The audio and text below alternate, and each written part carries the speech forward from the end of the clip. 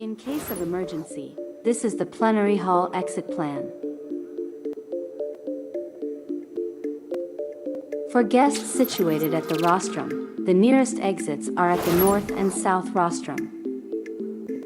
For occupants at the first floor and front rows of the VIP gallery, the north, south, and main entrance exits are available.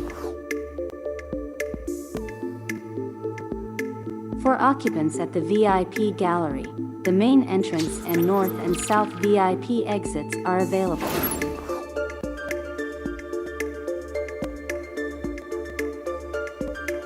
For occupants at the second floor gallery, there are exits available at both sides.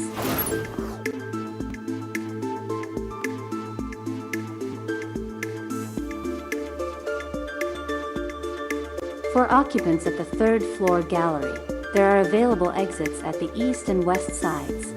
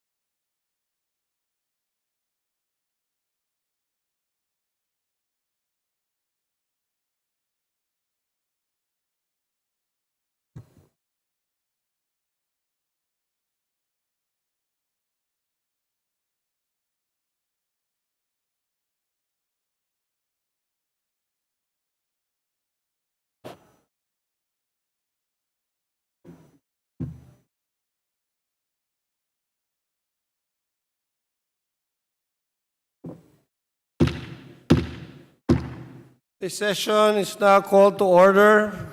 Let us all please rise for the singing of the national anthem. Bayang magiliw, perlas ng silanganan, alam ng puso, sa titik mo'y buhay. Lupang hinirang, duyan ka ng magiting, sa manlulupig, di ka masisingil. Sa dagat at bundok, sa simoy at sa langit mong baghaw, may nilang ang tula at awit sa paglayang minamahal. Ang kislap ng watawat mo'y tagumpay na nagtitigil. Ang bituin at araw niya kailan pa may di magdidilim. Lupa ng araw ng walamig pagsinta, buhay ay langit sa piling mo. Aming ligaya na pag may mga ating at mamatay ng dahil sa'yo. Please remain standing for a few minutes of silent prayer, and we also recall for world peace and also for our athletes in Paris and for the 19th Congress.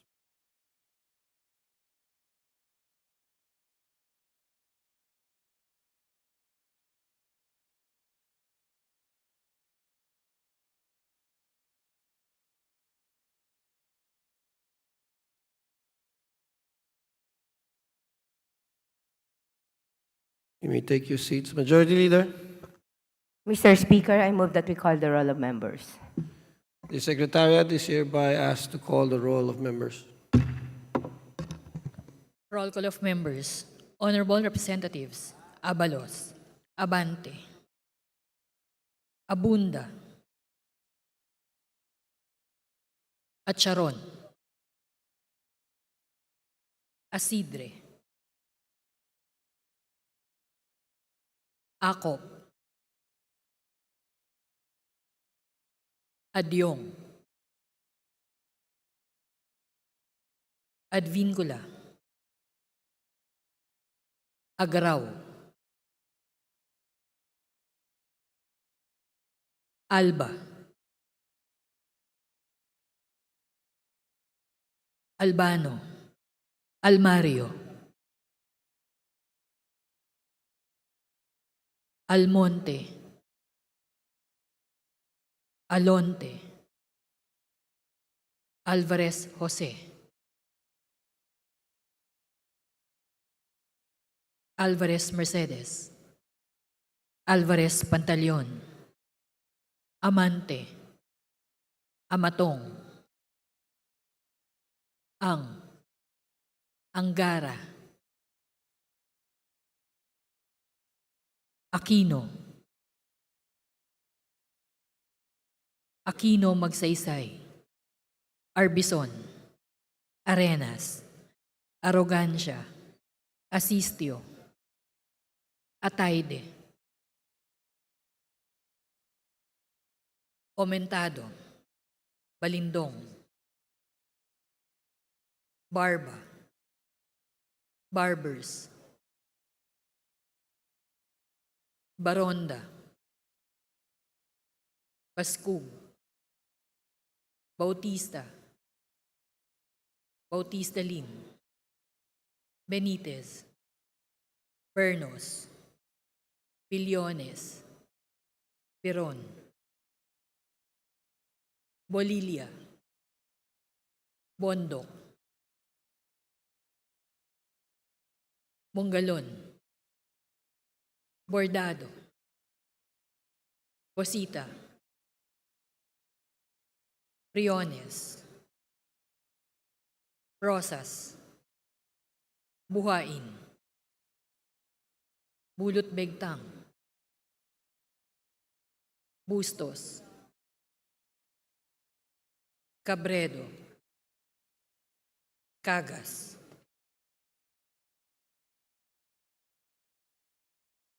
Kahayon Uhi,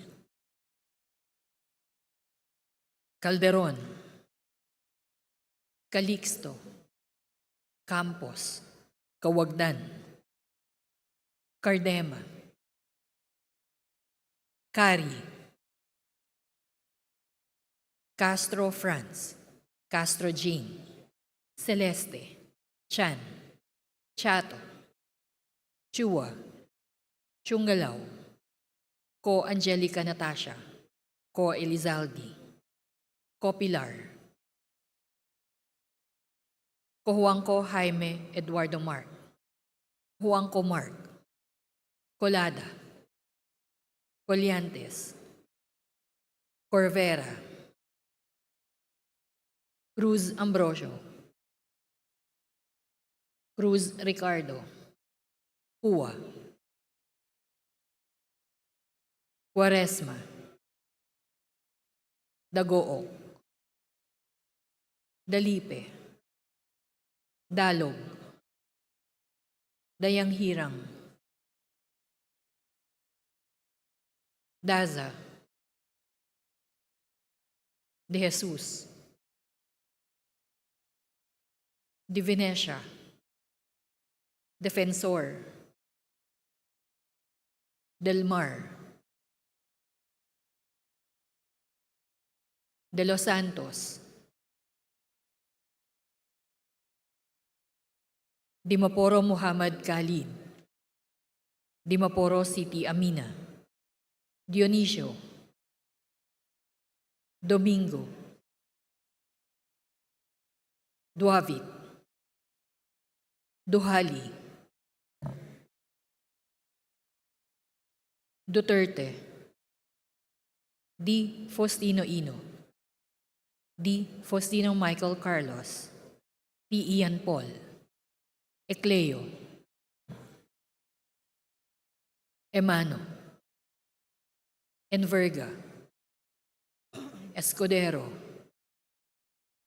Espares, Espina, Estrella, Yudela, Fariñas, Fernandez, Ferrer Antonio, Ferrer Juliet Marie, Flores, Fortes, Frasco, Fresnedi, Fuentebella, Galeyos, Garcia Albert, Garcia Dante, Garcia Jose Arturo, Garcia Maria Angela, Garcia Pablo Jan, Garcia Vincent, Guardiola, Garin, Gasataya, Gato, Goed Christopher, Gomar, Goles, Gomez, Gonzaga, Gonzales Aurelio, Gonzales Neptali, Gonzales Sandro, Goriseta, Guico, Gintu, Gulias, Gutierrez, Jaresco, Hataman, Hernandez, Herrera, Horibata,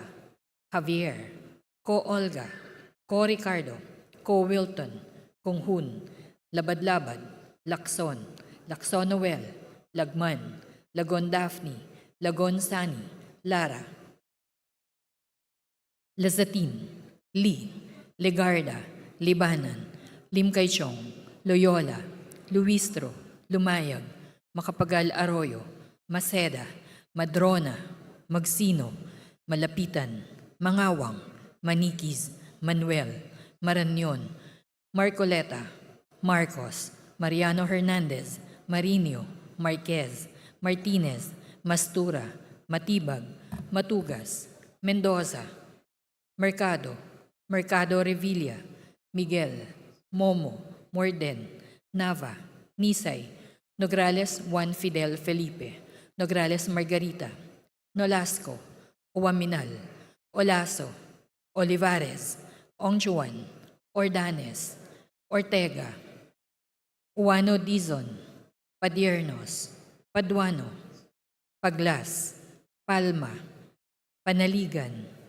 Pancho, Panotes, Pascual, Peña, Pimentel, Plaza, Pleito, Primicia Sagabas, Pumaren, Uno, Kimbo, Rama, Regencia, Remulia, Revilla Brian, Revilla Ramon Jolo, Reyes, Rilio, Rivera, Robes, Rodriguez Eulogio, Rodriguez Rufus, Roman, Romero, Romualdez Ferdinand Martin, Romualdez Yeda Marie, Romualdo, Romulo, Roque, Sakdalan, Sagarbaria, Sakaluran, Salceda, Sali, Salimbangon, Salo, Santos, Saulub, Silverio, Singson Richel, Singson Ronald, Singson Mihan, Solon, Suwan, Suwansing Horacio, Suwansing Micaela Angela, Suarez, Talyado, Tamayo,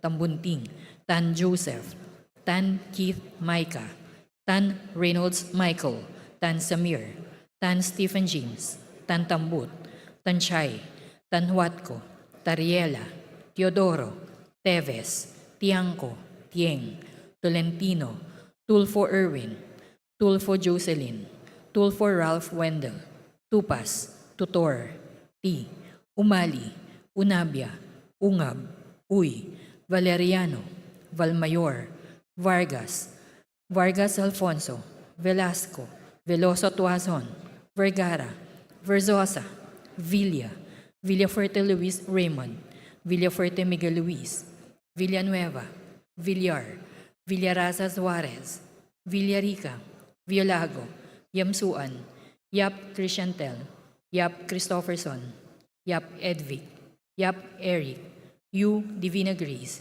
Yu Giselle Victoria, Yulo, Zamora Amparo Maria, Zamora Maria Carmen, Zamora Isabel Maria, Zubiri.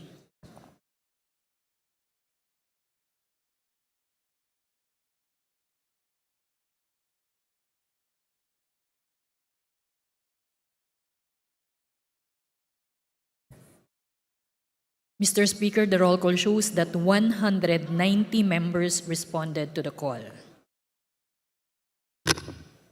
With 190 members responding to the call, I hereby declare quorum. Majority Leader.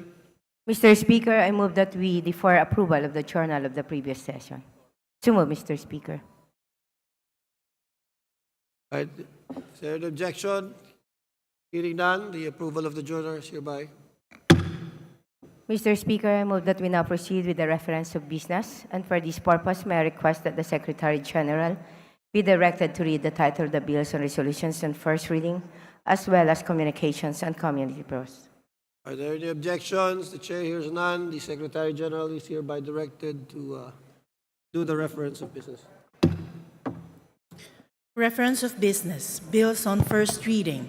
House Bill 10645, establishing mechanisms for enhanced citizen participation in governance, by Representative Villanueva. To the Committee on People's Participation. House Bill 1646, mandating the integration of environmental education in school curricula, by Representative Villanueva. To the Committee on Basic Education and Culture and the Committee on Higher and Technical Education. House Bill 10647, amending the Cybercrime Prevention Act of 2012, by Representative Romero. To the Committee on Information and Communications Technology. House Bill 10648, providing for a comprehensive cyber defense program, by Representative Romero. To the Committee on Information and Communications Technology. House Bill 10649, providing for the modernization of the National Cybersecurity Interagency Committee, by Representative Romero. To the Committee on Information and Communications Technology. House Bill 10650, to incorporate the international regulations for preventing collisions at sea 1972 as amended, and the Philippine Merchant Marine Regulations on preventing collisions at sea into the laws of the Philippines, by Representative Olaso. To the Committee on Transportation. House Bill 10651, establishing the scope and procedure for Philippine Ship Registry, recognition and enforcement of maritime claims, and limitations of liability, by Representative Olaso. To the Committee on Transportation. House Bill 10652, providing for the modernization of the Philippine National Railways, by Representative Romero. To the Committee on Transportation. House Bill number 10653, providing for a comprehensive national flood management, evacuation, and recovery protocol, by Representative Romero. The Committee on Public Works and Highways. House Bill 10654, providing for the modernization of the Flood Control and Sewerage Management Office, by Representative Romero. To the Committee on Public Works and Highways. House Bill 10655, providing for punishment on the illegal manufacture, sale, distribution, and use of PNP uniforms, insignias, and accessories, by Representative Plato. To the Committee on Public Order and Safety. House Bill 10656, strengthening the local food production industry to establish food security, by Representative Romero. To the Special Committee on Food Security. House Bill 10657, establishing in Pasilmanta, Zamboanga City, the Pasilmanta National High School, by Representative Dalipe. To the Committee on Basic Education and Culture. House Bill 10658, separating the Vitali National High School, Sinoropan Annex in Licomo, Zamboanga City, from the Vitali National High School, converting it into the Sinoropan National High School, by Representative Dalipe. To the Committee on Basic Education and Culture. House Bill 10659, establishing in Casanyangan, Zamboanga City, the Casanyangan National High School, by Representative Dalipe. To the Committee on Basic Education and Culture. House Bill 10660, granting civil service eligibility to graduates of the Philippine Military Academy, by Representative Tupas. To the Committee on Civil Service and Professional Regulation. House Bill 10661, mandating all vehicle operators to turn on headlights and taillights at all times of the day when the engine is turned on and running, by Representative Gomez. To the Committee on Transportation. House Bill 10662, authorizing LGUs and the PNP to conduct anti-criminality and anti-drug inspections in seaports and airport grounds, by Representative Gomez. To the Committee on Public Order and Safety. House Bill 10663, mandating all talipapa and ambulant vendors in the 4th District of Leyte to maintain a setback of no less than 5 meters from national roads and highways in low-density areas, by Representative Gomez. To the Committee on Local Government. House Bill 10669, declaring Quezon City as the film and television arts capital of the Philippines, by Representatives Tulfo Ralph Wendell, Tulfo Jocelyn, and Tulfo Irwin. To the Committee on Public Information. House Bill 10670, providing for a Bill of Rights for air passengers, by Representatives Tulfo Ralph Wendell, Tulfo Jocelyn, and Tulfo Irwin. To the Committee on Transportation. House Bill 10672, amending the Universal Health Care Act, by Representative Co. Angelica Natasha. To the Committee on Health. House Bill 10673, establishing the Zamboanga Sibugay Sports Academy and Training Center in Poblacion de Plahan, Zamboanga Sibugay, by Representative Palma. To the Committee on Youth and Sports Development. House Bill 10674, requiring front-of-package warning labels for prepackaged food and non-alcoholic beverages to guide Filipinos in avoiding unhealthy food and to promote children's right to health, by Representative De Los Santos. To the Committee on Trade and Industry. House Bill 10675, to advance the development, utilization, and commercialization of underutilized crops through research, incentives, and database support, by Representative De Los Santos. To the Committee on Agriculture and Food. House Bill 10676, integrating voters' education in the junior and senior high school curricula in both public and private schools, by Representative De Los Santos. To the Committee on Basic Education and Culture. House Bill 10677, enabling the implementation of the International Convention for the Prevention of Pollution from Ships, 1973, by Representative Olaso. To the Committee on Ecology. House Bill 10678, establishing the Clark National Food Hub, by Representatives Rodriguez Rufus, Garcia Maria Angela, and Veloso Tuazon. To the Committee on Trade and Industry. House Bill 10679, prohibiting the detention of motor vehicle drivers who are involved in a traffic accident who had provided sufficient proof of their defensive driving, by Representatives Nograles, Margarita, and Almario. To the Committee on Transportation. House Bill 10680, authorizing licensed physicians to directly dispense medicines to patients, by Representative Estrella. To the Committee on Health. Resolutions. House Resolution 1810, directing the appropriate committee of the House to conduct an investigation on the proliferation of fake birth certificates, by Representative Luistro. To the Committee on Rules. House Resolution 1811, urging the DOH to provide and disseminate free leptospirosis treatments and anti-tetanus shots through the PhilHealth for areas affected by Super Typhoon Karina and other calamities, by Representatives Tulfo Irwin, Tulfo Ralph Wendell, Yap Edvic, and Yap Eric. To the Committee on Health. House Resolution 1812, directing the Committee on Information and Communications Technology to conduct an inquiry on the reported proliferation of dubious SIM numbers and text scams despite the enactment of the SIM Registration Act, by Representative Tiangco. To the Committee on Rules. House Resolution 1814, urging the House to conduct an investigation into the impact of reclamation projects on flood-prone Metro Manila and nearby cities and provinces, by Representatives Manuel Brosas and Castro Franz. To the Committee on Rules. House Resolution 1815, directing the Committee on Health to conduct an inquiry on the National Human Resources for Health Master Plan 2020 to 2024, by Representative Co. Angelica Natasha. To the Committee on Rules. House Resolution 1816, expressing well wishes and good luck to the Philippine team contingent, the coaches, support personnel, officials, and the athletes in their quest to bring home pride and glory for the Philippines in the 2024 Paris Olympics, by Representative Plato. To the Committee on Youth and Sports Development. House Resolution 1817, expressing the profound condolences of the House to the family of Honorable Manuel Manny E.Y., former representative of the 1st District of Negros Oriental during the 16th Congress, by Representative Ling Kai-chong. To the Committee on Rules. House Resolution 1818, directing the Committee on Ecology to inquire into the recent maritime incidents caused by the MT Terra Nova and MT-KR Jason Bradley in Bataan during the Typhoon Karina, by Representative Alonte. To the Committee on Rules. House Resolution 1820, expressing the profound condolences of the House to the family of the late Carlo J. Caparas, by Representative Villar. To the Committee on Rules. House Resolution 1821, directing the Committees on Ecology, Natural Resources, and Transportation to conduct an inquiry on the recent oil spill in Bataan, by Representative Olaso. To the Committee on Rules. House Resolution 1822, congratulating and commending the officials and staff of the DENR, DOF, DFA, DBM, and CCC with policy and legal advice from the OES, NEDA, and DOJ, under the leadership of His Excellency President Ferdinand R. Marcos Jr. and the guidance of DENR Secretary Maria Antonia Yulo Loizaga, for their exemplary interagency in whole-of-government approach in working together to successfully have the Philippines be selected as the host country for the Board of the Fund for responding to loss and damage established under the United Nations Framework Convention on Climate Change and its Paris Agreement, by Representatives Chato, Lim Kai-chong, Cabredo, Veloso Tuazon, Yap Christiantel, Alba, and Benitez. To the Committee on Climate Change and the Committee on Foreign Affairs. Messages from the Senate.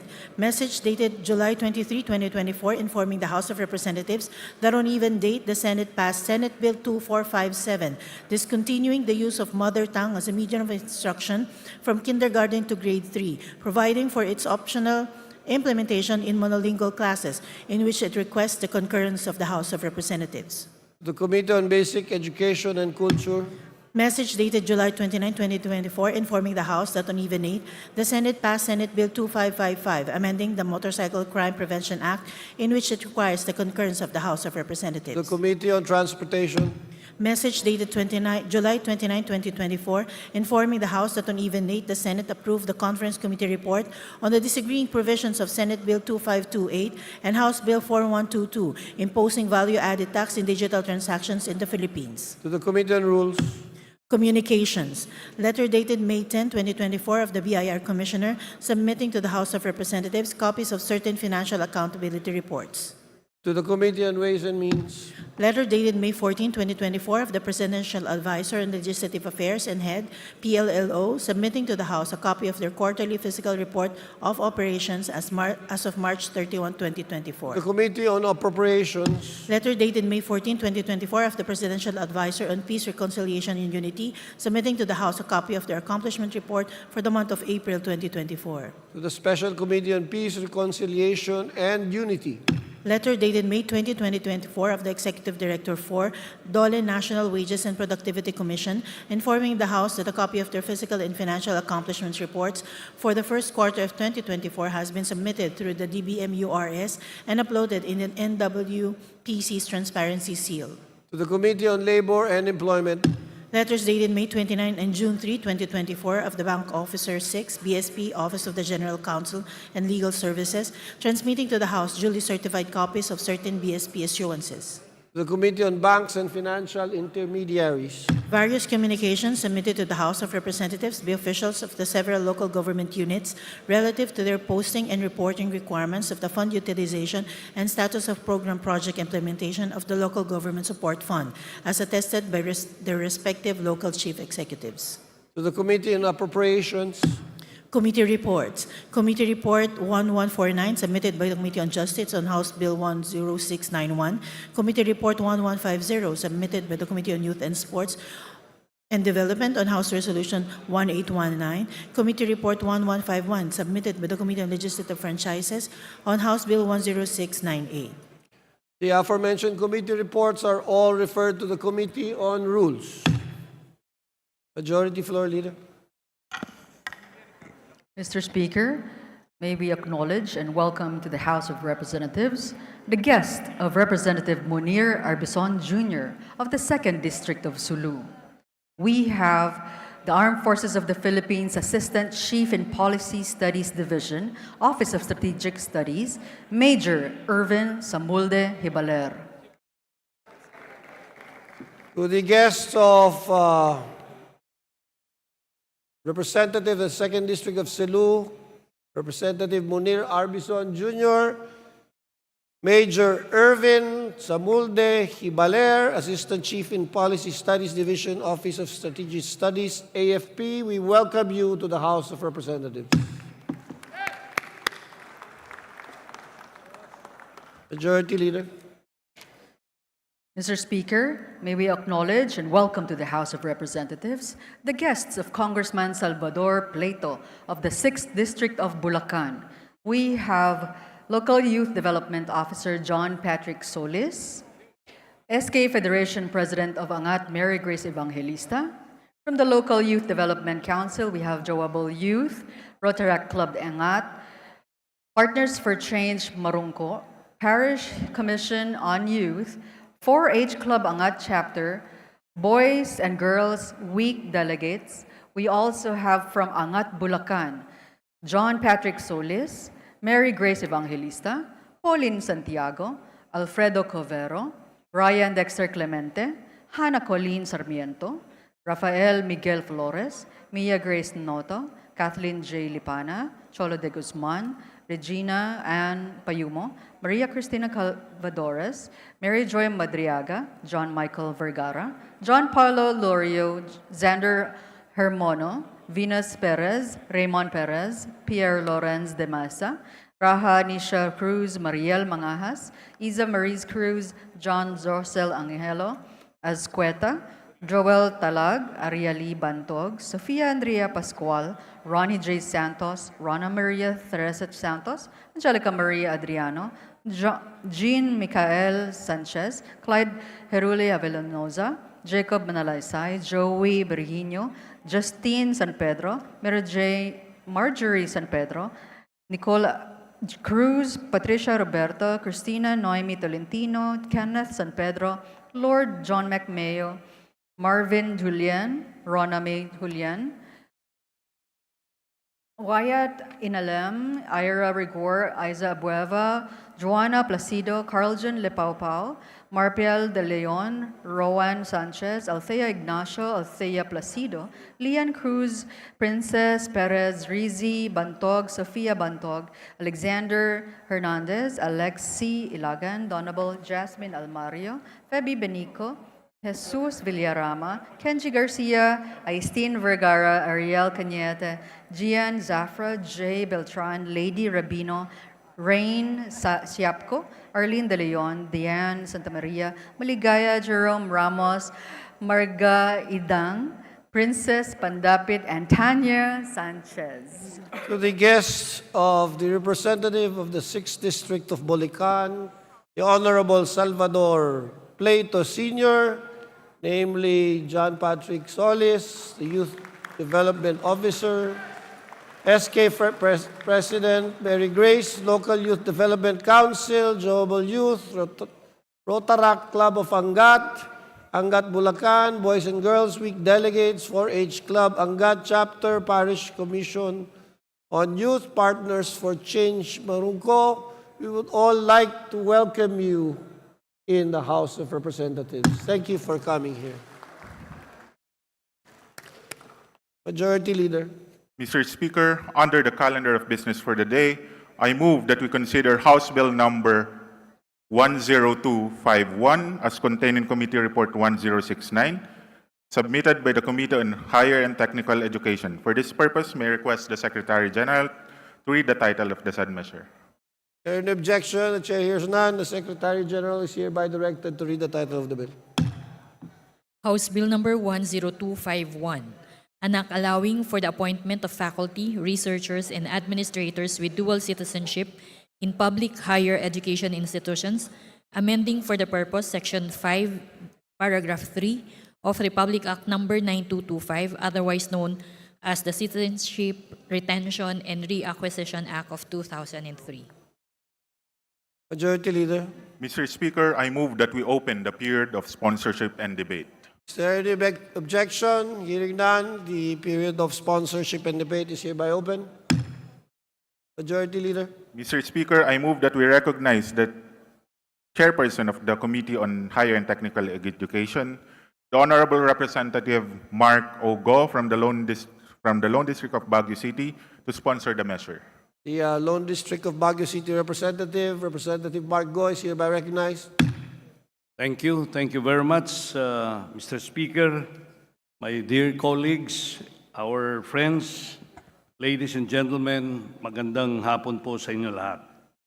I rise before you today to sponsor House Bill 10251 under Committee Report 1069, which seeks to amend Section 5, Subsection 3 of Republic Act Number 9225, the Citizenship, Retention, and Reacquisition Act of 2003. Currently, this law mandates that dual citizens must renounce their foreign citizenship before being appointed to public office. This bill proposes an exemption allowing dual citizens to serve as faculty, researchers, and administrators in public higher educational institutions. Mr. Speaker, many Filipinos who have pursued opportunities abroad remain deeply connected to our country. Granting them dual citizenship acknowledges their dual identities and the global nature of our society. These individuals embody a unique fusion of cultures, experiences, and expertise gained from both the Philippines and their adopted countries. They serve as bridges between us and the world, and they contribute to our nation's development by sharing their knowledge and experiences. Now more than ever, our public higher education institutions need highly qualified professionals to keep pace with technological advancements, globalization, and the evolving challenges of the fourth and fifth industrial revolutions. Mr. Speaker, who better to address these needs than our own kababayans with dual citizenship, eager to contribute to nation building? By allowing them to work in public HCIs, we are not just providing employment opportunities, but enriching our highest education system. Their global perspectives and expertise can enhance the quality of education, foster intercultural exchange, and address the critical challenges in advancing research and innovation. They are vital to boosting the capabilities of our higher education institutions as we strive for international recognition. Mr. Speaker and dear colleagues, let us welcome our dual citizens as carriers of valuable knowledge and experiences. Integrating them into our higher education system is an investment in the future of our students and our country. I urge you, therefore, to support this measure, which will have a meaningful impact on our higher education system and our nation as a whole. Again, thank you very much at magandang hapon po sa inyo lahat. Thank you, Congressman. Chairperson, Representative Mark Go, Majority Leader. Mr. Speaker, there being no member who wishes to interpolate the sponsor, I move that we terminate the period of sponsorship and debate. Is there any objection? The chair hears none. The period of sponsorship and debate is hereby terminated. Majority Leader. Mr. Speaker, I move that we open the period of amendments. Is there any objection?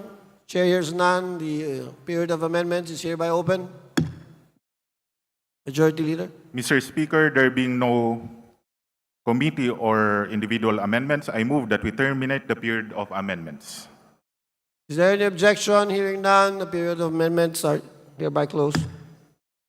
Mr. Speaker, I move that we vote on second reading House Bill number 10251. Is there any objection? Chair hears none. The motion is carried. All those in favor say aye. Aye. All those against say nay. The ayes have it. Congratulations, Representative Go. Motion is carried and you're passed in second reading.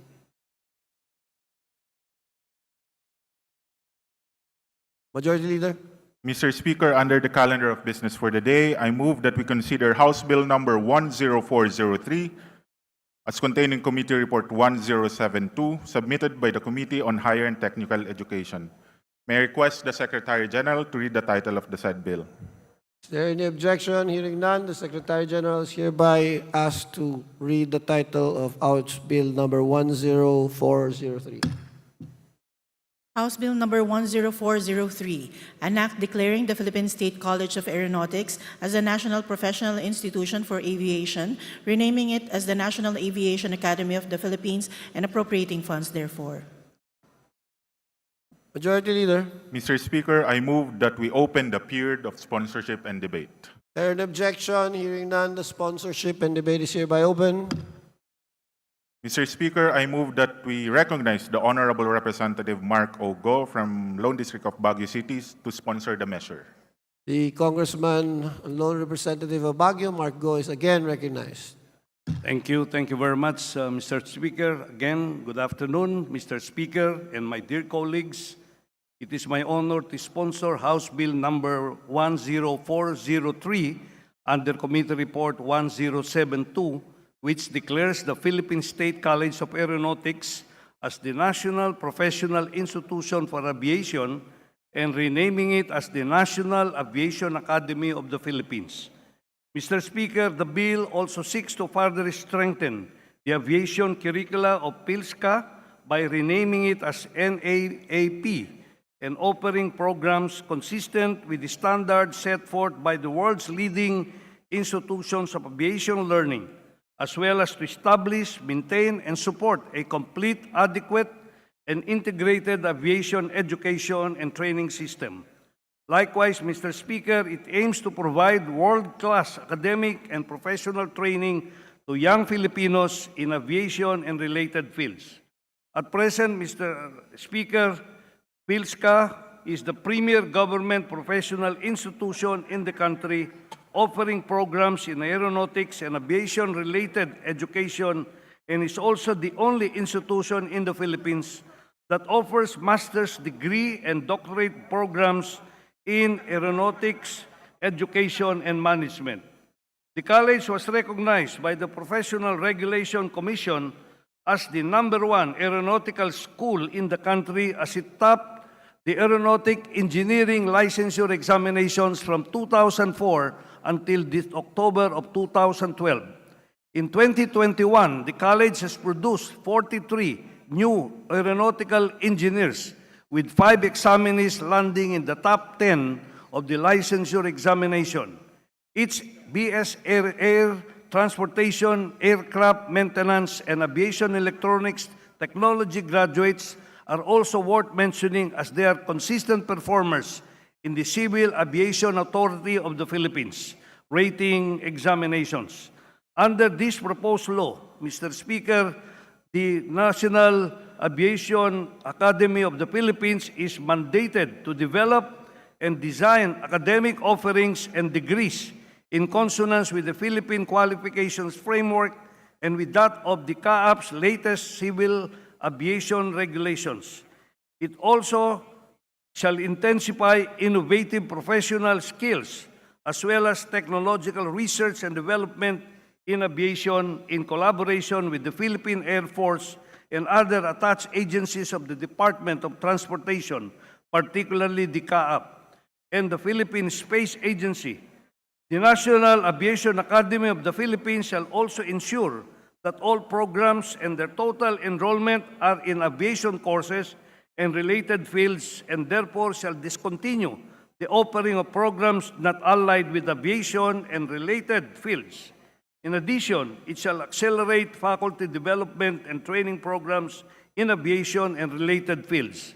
Mr. Speaker, the passage of this bill will surely transform as the NAAP into a more responsive, relevant, competitive, and adaptable aviation institution that meets the growing demands of today's highly globalized society. Thus, I am soliciting your support, my dear colleagues and Mr. Speaker, for the immediate passage of this measure. Again, thank you very much and good afternoon. Thank you, Congressman Go and Chairman. Majority Leader. Mr. Speaker, there being no member who wishes to interpolate the sponsor, I move that we terminate the period of sponsorship and debate. Are there any objections? Hearing none, the sponsorship and debate is hereby terminated. Majority Leader. Mr. Speaker, I move that we open the period of amendments. Are there any objections? Hearing none, the period of amendments is hereby open. Mr. Speaker, there being no committee amendments, I move that we now proceed with the individual amendments. Are there any objection? Hearing none, are there the period of individual amendments is hereby open. Mr. Speaker, I move that we recognize the Honorable Representative Ron P. Salo of the Kabayan Party List to introduce the individual amendments. Congressman Salo, you are hereby recognized. Thank you. Thank you very much, Mr. Speaker. Mr. Speaker, with the indulgence of the sponsor, respectfully move that on page 11, 919 of House Bill number 10403, as contained in Committee Report number 1072, that we insert a new Section 34 to read as follows. Section 34, Supplementary Application, the provisions of Republic Act number 8292, otherwise known as the Higher Education Modernization Act of 1997, shall form part of this act. I so move, Mr. Speaker.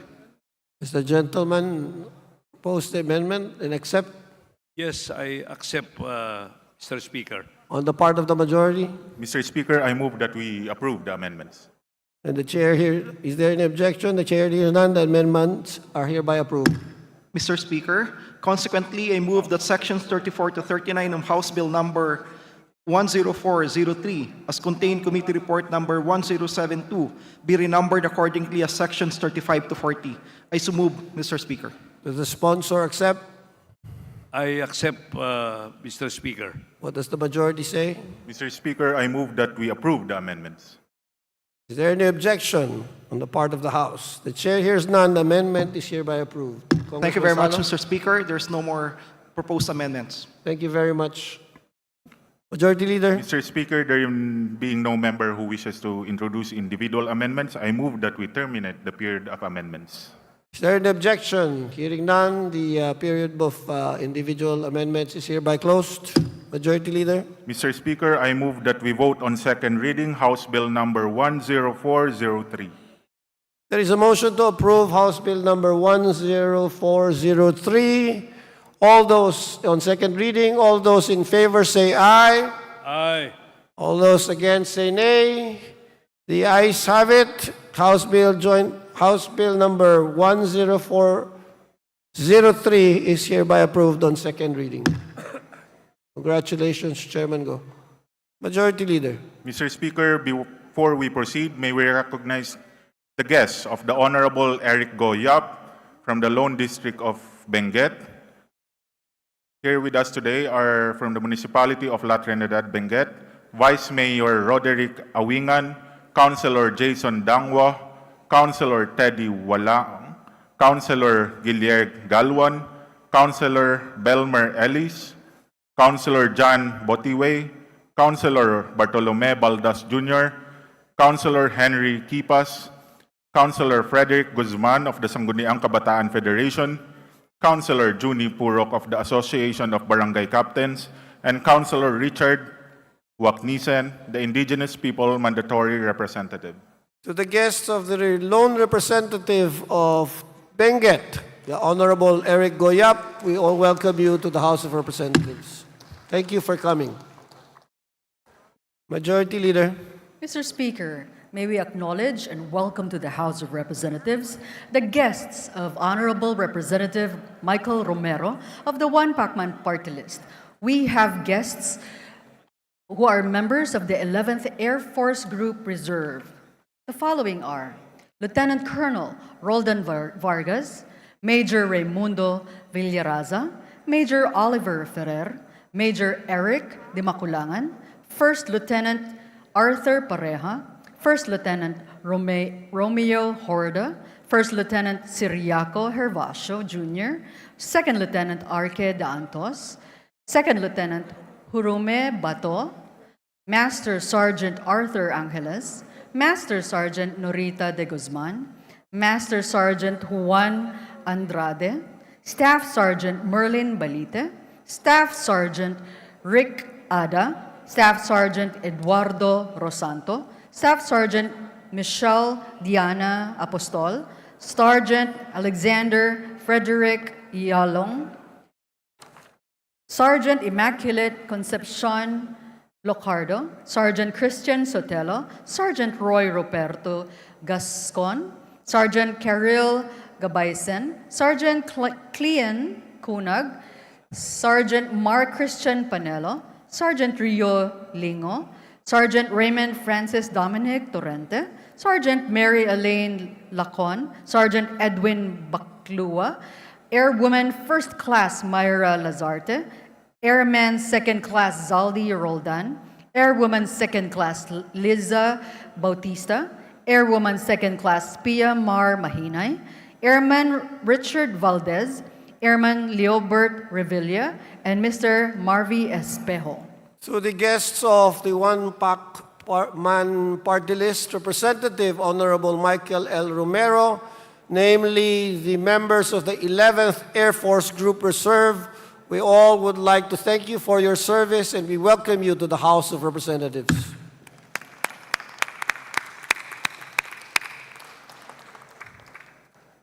Majority Leader. Mr. Speaker, may we acknowledge and welcome to the House of Representatives the guests of Honorable Representative Jose Manuel Alba. We have members of Association of Barangay Kagawad of the Municipality of Libona, 1st District of Bukidnon. We have all the Barangay Kagawads, Kagawad Humar Haspe, Herlan Angelo Acaak, Darren Jimenez, Ronald Aurit, Gina Sevilla, Josephine Abbas, Sherlyn Camargo, Girly Reconoce, Jose Hernane Pasilan, Dominic Millar, Jordan Evardo, Marvin Muñez, Rolando Pinto, Randy Tabasan, Ivan Ray Namok, and Edna Binangbang, Staff Liga ng Barangay and Staff Office of the Municipal Mayor. To the guests of the 1st District of Bukidnon, the Representative Jose Manuel F. Alba, namely the Association of Barangay Kagawad of the Municipality of Libona, 1st District Bukidnon, we would all like to also welcome you to the House of Representatives. Thank you for coming. Majority Leader. Mr. Speaker, I move for the adoption of House Concurrent Resolution number 11 and request the Secretary General be directed to read the title of the concurrent resolution. The Secretariat is hereby called to name the HCR 11. House Concurrent Resolution 11. Concurrent Resolution granting consent to Mr. Delphine N. Lorenzana, Chairman of the Bases Conversion and Development Authority, to receive the United States Special Operations Command Medal from the Government of United States of America. May we ask the Majority Floor Leader to consider the adoption for me to ask for the ayes and nays?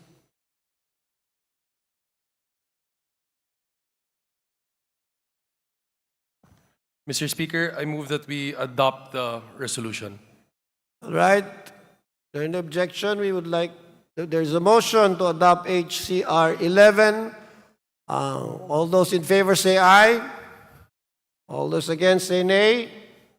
The ayes have it. HCR 11 is hereby passed and adopted. Majority Leader. Mr. Speaker, I move for the adoption of House Resolution number 1798 and request the Secretary General to read the House resolution. The Secretary General is hereby asked to read House Resolution 1798. House Resolution 1798, resolution congratulating and commending Filipino boxers Nesty Petesio, Heryi Bacaidan, Rogen Landon, and Ira Villegas for winning gold medals in the 2024 Boxam International Tournament held in La Nucia, Alicante, Spain on January 29 to February 4, 2024. Majority Leader. Mr. Speaker, I move for the adoption of House Resolution number 1798. There is a motion to adopt House Resolution 1798. All those in favor say aye. All those against say nay. The ayes have it. The House Resolution 1798 is hereby adopted. Majority Leader. Mr. Speaker, I move for the adoption of the findings and recommendations contained in the committee report number 1087 of House Resolution number 1024 and ask the Secretary General to read the title of the said resolution. The Secretary General is hereby asked to read House Resolution 1024. House Resolution 1024, report inquiry regarding the possible government interventions in the light of the impending return of El Niño in 2023 that threatens to impact the agriculture sector, affect essential and non-essential industries, and stoke inflation, with the end in view of mitigating its effects, delivering stable and reliable electricity, and providing the necessary assistance to affected farmers. Majority Leader. Mr. Speaker, I move for the adoption of the findings and recommendations contained in the committee report number 1087. There's a motion to adopt House Resolution 1024. Those in favor say aye. Those against say nay. The ayes have it. The HR 1024 is hereby adopted. Majority Leader. Mr. Speaker, I move to suspend session for a few minutes. Session is suspended.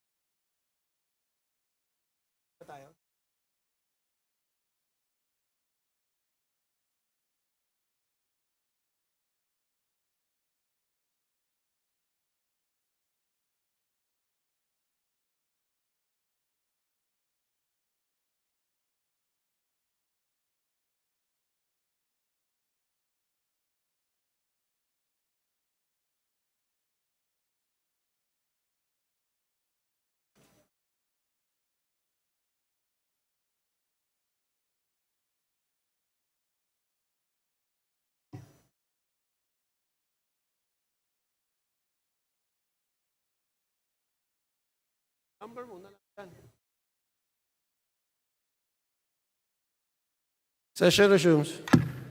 Majority Leader.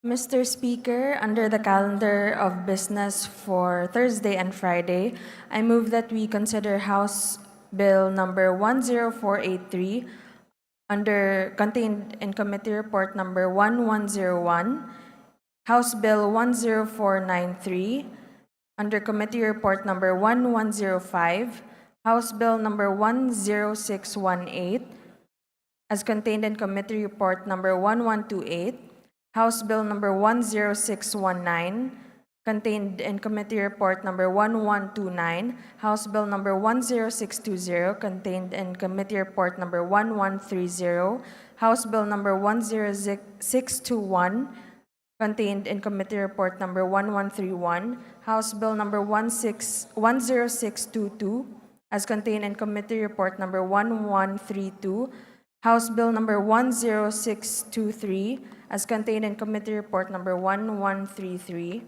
House Bill number 10624, as contained in Committee Report number 1134, House Bill number 10625, as contained in Committee Report number 1135, House Bill number 10626, as contained in Committee Report number 1136, House Bill number 10627, as contained under Committee Report number 1137, House Bill number 10628, as contained in Committee Report number 1138, and House Bill number 10552, as contained under Committee Report number 1113. Copies of which has been distributed to the House of the members, and for this purpose, may I request that the Secretary General read the titles of the bills. The Secretariat is hereby recognized to read the titles of all the bills mentioned. House Bill 10483, an act granting Benguet Electric Cooperative Inc., BENECO, a franchise to construct, install, establish, operate, own, manage, and maintain a distribution system for the conveyance of electric power to the end users in all the municipalities of the province of Benguet and in Baguio City. House Bill 10493, an act establishing a technical education and skills development authority, a training and assessment center in the city of Ormoc, province of Leyte, and appropriating funds therefor. House Bill 10618, an act establishing a regular campus of the Don Mariano Marquez Memorial State University in the municipality of Minigilian, province of La Union, and appropriating funds therefor. House Bill 10619, an act converting the extension campus of the Cebu Normal University in the municipality of Balamban, province of Cebu, into a regular campus and appropriating funds therefor. House Bill 10620, an act converting the Cordova Public College of the Cebu Technological University in the municipality of Cordova, province of Cebu, as a regular campus and appropriating funds therefor. House Bill 10621, an act establishing a resource and training center for indigenous peoples in the Nueva Vizcaya State University, defining its functions and appropriating funds therefor. House Bill 10622, an act establishing a state college in the municipality of Alabel, province of Sarangani, and appropriating funds therefor. House Bill 10623, an act converting the satellite campus of the Bukidnon State University in the municipality of Alubijid, province of Misamis Oriental, into a regular campus and appropriating funds therefor. House Bill 10624, an act designating the Central Luzon State University in the Science City of Muñoz, province of Nueva Ecija, as a research and development regional zone of Central Luzon and appropriating funds therefor. House Bill 10625, an act converting the Siquijor State College in the municipality of La Arena, province of Siquijor, including its extension campus in the municipality of Lazi, province of Siquijor, into a state university and appropriating funds therefor. House Bill 10626, an act strengthening the Kalinga State University, expanding its curricular offerings and the composition of the governing board and appropriating funds therefor.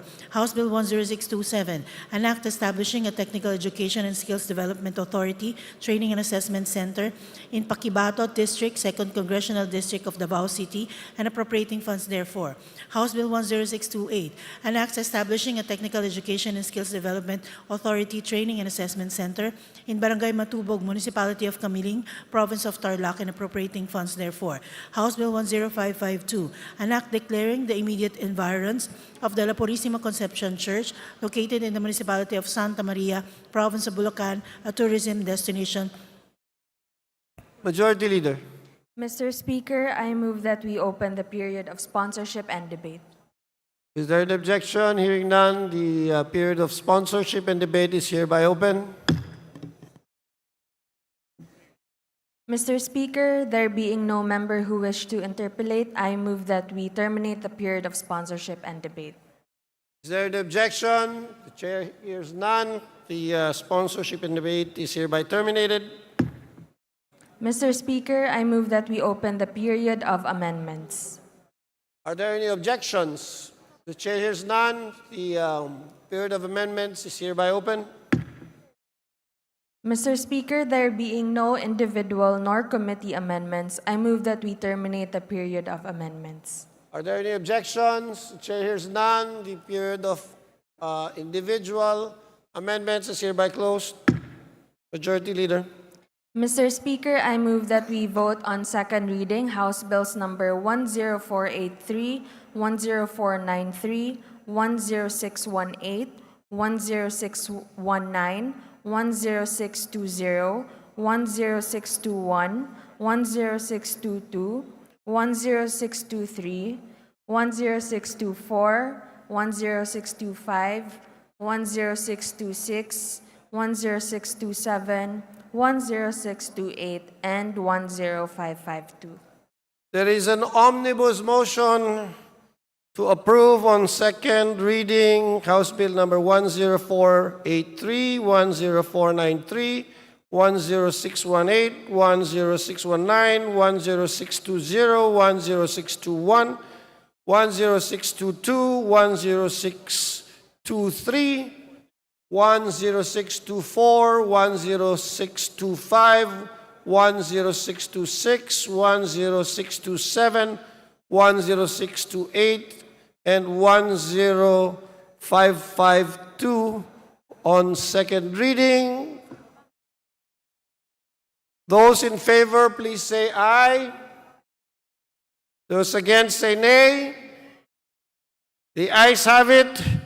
All the House Bills numbers 10483, 10493, 10618, 10619, 10620, 10621, 10622, 10623, 10624, 10625, 10626, 10627, 10628, and 10552 is hereby approved on second reading. Majority Floor Leader. Mr. Speaker, we are in receipt of the Conference Committee report on the disagreeing provisions of the House Bill number 7325 and Senate Bill number 2221 on the Magna Carta of Filipino seafarers. Majority Leader. In accordance with our rules, I move to ratify the said Conference Committee report. There is a motion to ratify House Bill number 7325 and Senate Bill number 2212. All those in favor say aye. All those against say nay. The ayes have it. The motion is approved. Majority Leader. Mr. Speaker, I move to designate the following members to the Conference Committee on the disagreeing votes on House Bill number 6580 on creating 2 additional branches of the Regional Trial Court in the 4th Judicial Region to be stationed in the municipality of Silang, Province of Cavite. We have Representative Juliet Marie de Leon Ferrer, Representative Margarita Attorney Migs Nograles, Representative Loreto Acharon, Representative Roy Loyola, Representative Ramon Rodrigo Gutierrez. Are there any objections? The chair hears none. The following representatives are hereby stationed in the municipality of Silang Province, Cavite are Representative Juliet Marie de Leon Ferrer, Margarita Attorney Migs Nograles, Representative Loreto Acharon, Representative Roy Loyola, and Representative Gutierrez. Majority Leader. Mr. Speaker, I move to designate the following members to the Conference Committee on the disagreeing votes on House Bill number 8254 on creating 5 additional branches of the Regional Trial Court in the 4th Judicial Region to be stationed in the municipalities of Rosario and San Juan, Province of Batangas. We have Representative Juliet Marie de Leon Ferrer, Representative Margarita Attorney Migs Nograles, Representative Loreto Acheron, Representative Lianda Bolilia, and Representative Ramon Rodrigo Gutierrez. Are there any objection? The chair again hears none. The designation of Representative Juliet Marie de Leon Ferrer, Representative Nograles, Representative Acheron, Representative Bolilia, Representative Gutierrez for the committee conference is hereby approved. Majority Leader. Mr. Speaker, I move to include additional co-authors to House Bill numbers 8657, 10512, 10522, 10524, 10535, 10592, 10634, House Resolution number 1798, and House Concurrent Resolution number 11, as contained in the list to be submitted by the Committee on Rules. Are there any objection? The chair hears none. The motion is approved. Majority Leader. Mr. Speaker, I move to adjourn our session until Monday, August 5 at 3 o'clock in the afternoon. Session is adjourned until August 5 at 3 o'clock in the afternoon.